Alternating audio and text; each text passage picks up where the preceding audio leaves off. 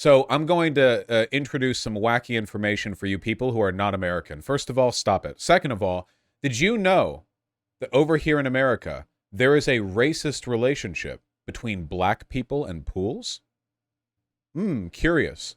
What a clickbait notion. Here, take a look at this news video. Well, for a lot of you, this is obvious, but for a lot of you, that's not obvious at all. That's why I said it.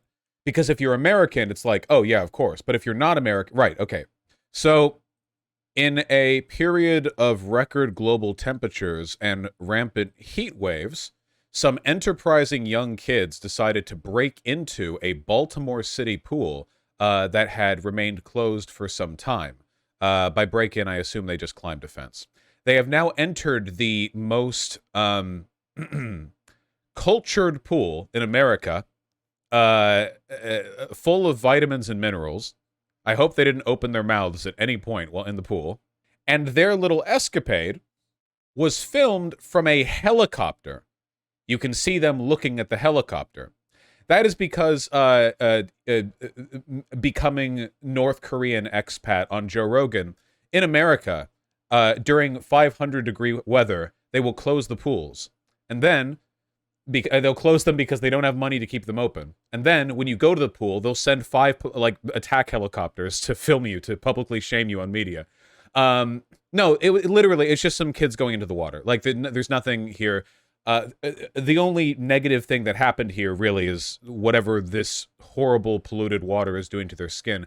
But the news helicopter saw fit to record this because this is a big breaking story. This is big news. So what's going on here, right?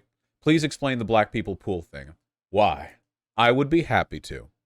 So, in the United States, which is a large country, it is a big country, not everyone has the pleasure of living in Santa Monica or on the coast of Florida. That is, not everyone gets to see the ocean every day. For many Americans, for the vast majority of Americans, if you learn to swim, it was in a pool. That's actually where I learned to swim. See, over in Los Angeles, where you have to be a multimillionaire to afford a house that has a pool in it, I didn't have a pool.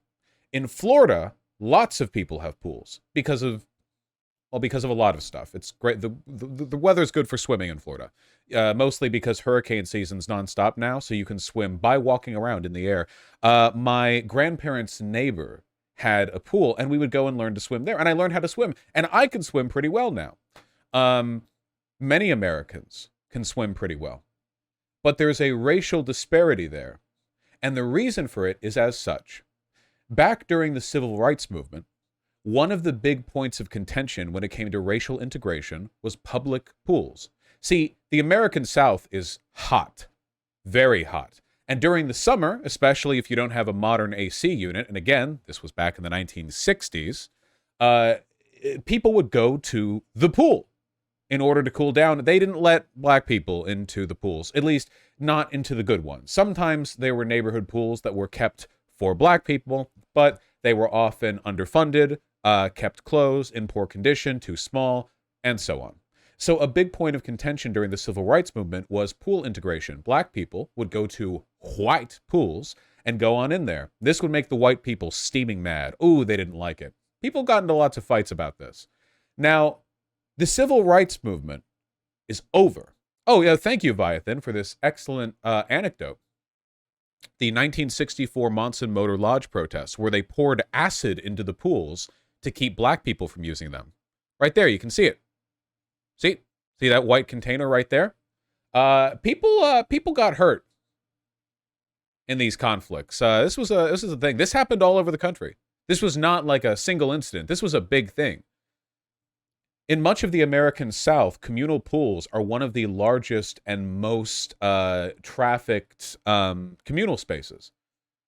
So they were a big point of contention. The Civil Rights Movement is over now. And as we all know, it solved all racism in America.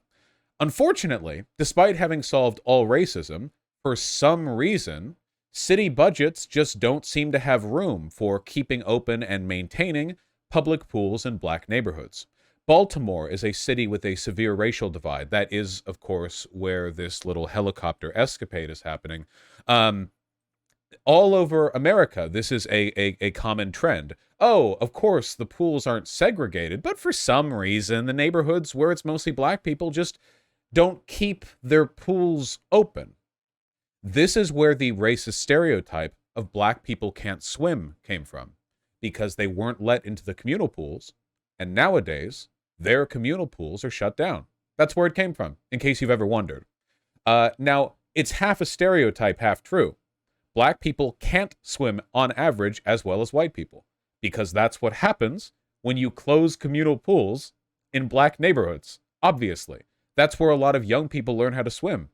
I learned how to swim in a private pool from the neighbor of my folks, or my grandparents, but that was because my grandparents had enough wealth. My grandfather was a commander in the Navy, and he lived in a neighborhood befitting of that, that there was enough money for me to enjoy the benefits of a private pool.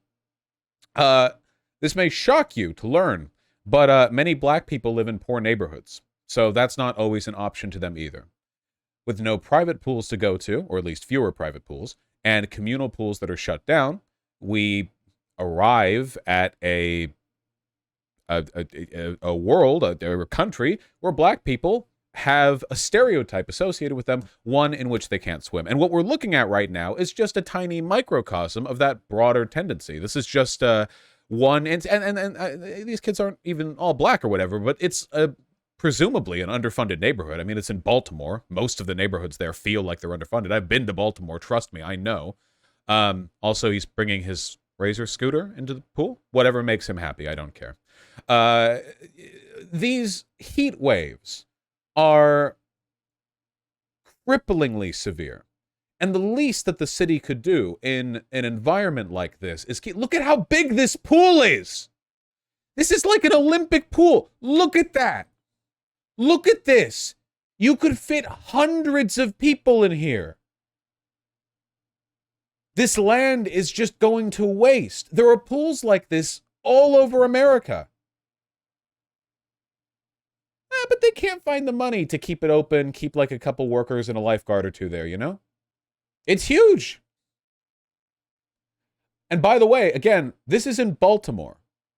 Baltimore is not known for being a super hot area. Baltimore is in Maryland, you know? Not to say it doesn't get hot there. It does, especially now. But this isn't the South, you know? Imagine what it's like in the South. I hope these kids had a good time before they got shooed off. Maryland's kind of the South in summer. It's South-ish. It's South adjacent. I'm just saying that there are places where it's a lot warmer.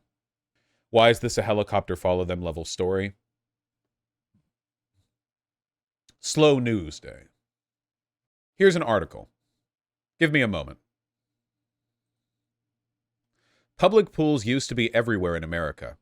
Then racism shut them down.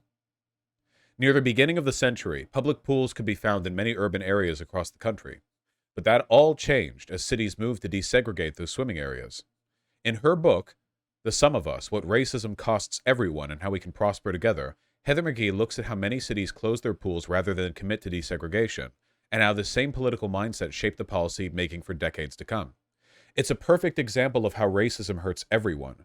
Racist families and racist policymakers would rather tear apart fundamental community infrastructure that benefits literally everybody than allow black people to enjoy it. What's that old saying? You can get a lot out of a white man if you convince him that he's better than the richest black man. Chopping off their nose to spite their face? Yeah. I'll just read the paragraph and then we'll be done. Built in 1919, the Fairground Park Pool in St. Louis, Missouri was the largest in the country and probably the world. With a sandy beach, guys, a sandy beach at a pool in 1919. America had a lot of really nice public pools. Oh yes, that's the quote. If you can convince the lowest white man he's better than the best colored man, he won't notice you're picking his pocket.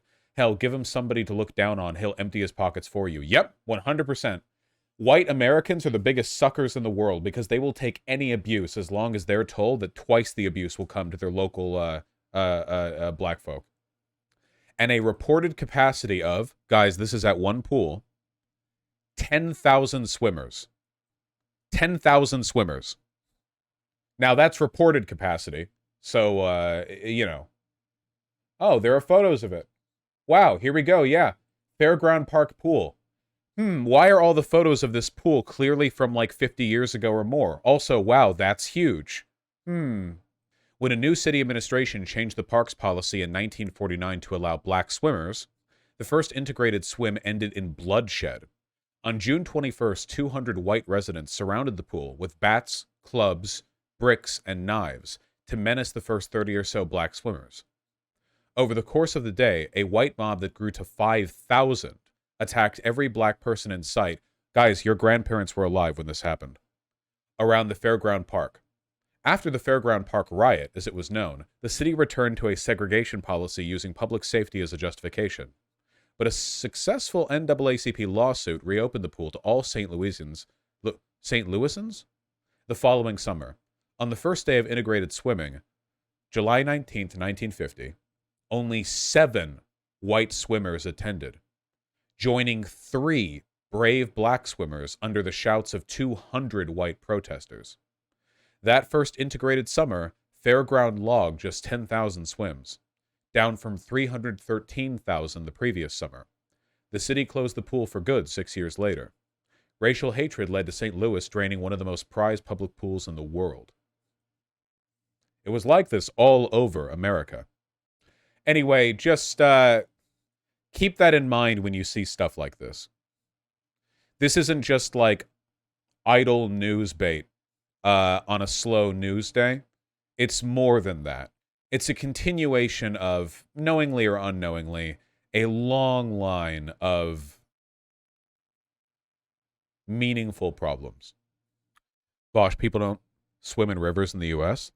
Well, sure, if they're around, and if the river is viable for swimming, but not every one of the 330 million people in America is near a river they can swim in.